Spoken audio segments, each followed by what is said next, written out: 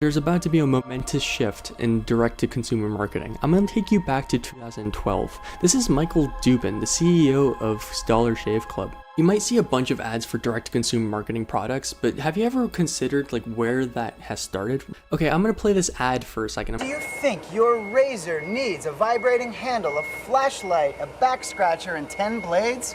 Your handsome-ass grandfather had 1 blade and polio. Each razor has stainless steel blades, an aloe vera lubricating strip, and a pivot head. It's so gentle a toddler could use it. Are the blades any good? No. Our blades are f***ing great. Okay, how much do you guys think that this ad costs? Well, this ad cost $4,500. This whole ad got them 12,000 orders in 2 days. So this thing becomes very real, right? They're doing over 225 million sales. Unilever, one of the big conglomerate companies, gets very interested in this company. They want to get into the direct-to-consumer space, didn't have anything at the time.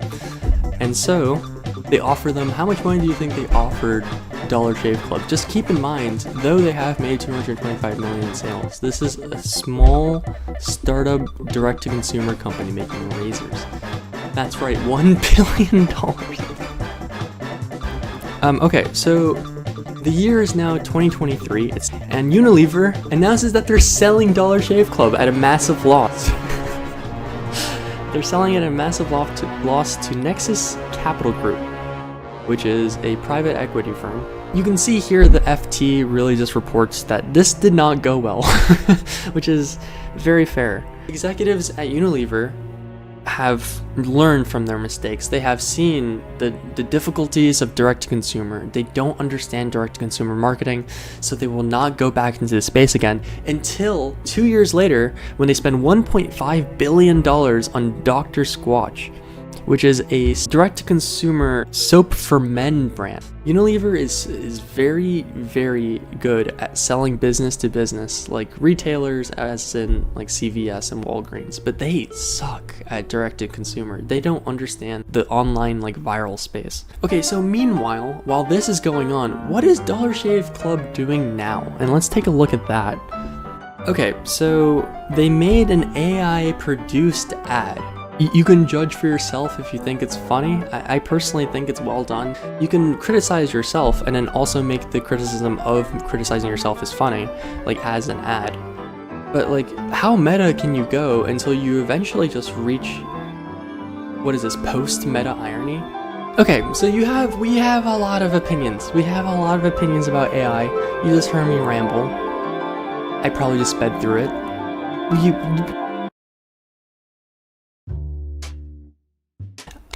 Let's consider the ad as just an ad, right? How much money did they spend?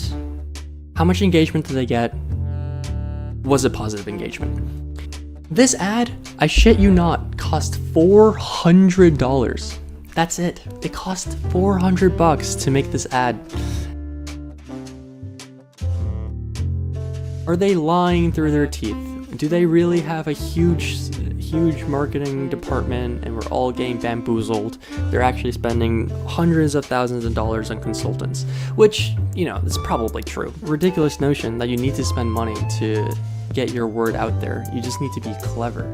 Okay, so let's talk about why this ad sucks. And there's that undercoating of, yeah, we see the irony and we're addressing it, but we're not the problem. It's every other company that's the problem. So let's go back to 2012 again and let's look at this ad. Now, this ad is great and is very clear on what the message is. The message is that Michael Dubin is telling you what really matters, which is that their blades are fucking great.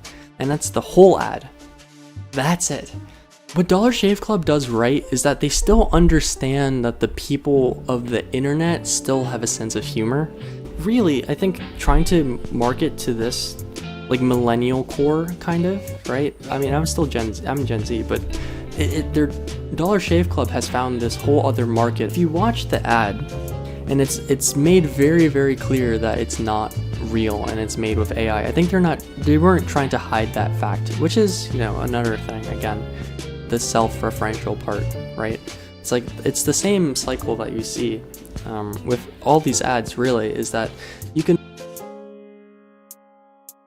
They made the whole ad for $400 in a week. That's very incredible.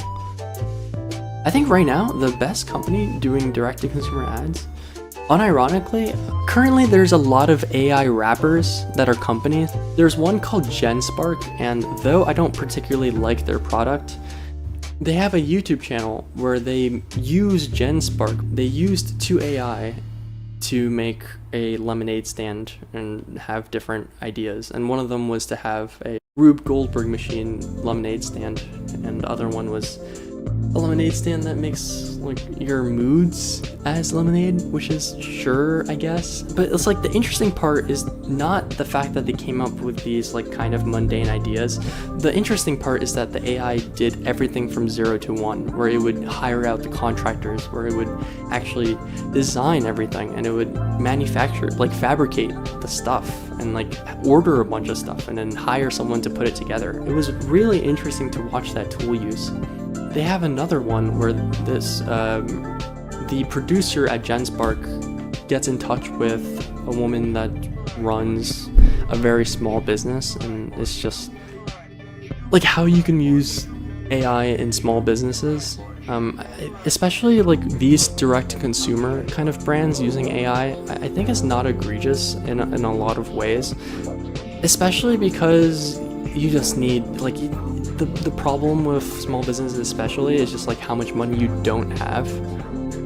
So if you can spend, you know, like 1/16 of what you would spend on like one person on 6 AI agents and just have them constantly running, it was like very interesting to watch how this person that didn't know how to use AI in a very effective way was not trained per se, but just like given a toy that would encourage them to use AI in productive ways, like drafting emails and like making pitch decks and like preparing the person and everything. And that was a very elegant ad for what Genspark is, like showing people what Genspark does through, you know, like a relatable narrator.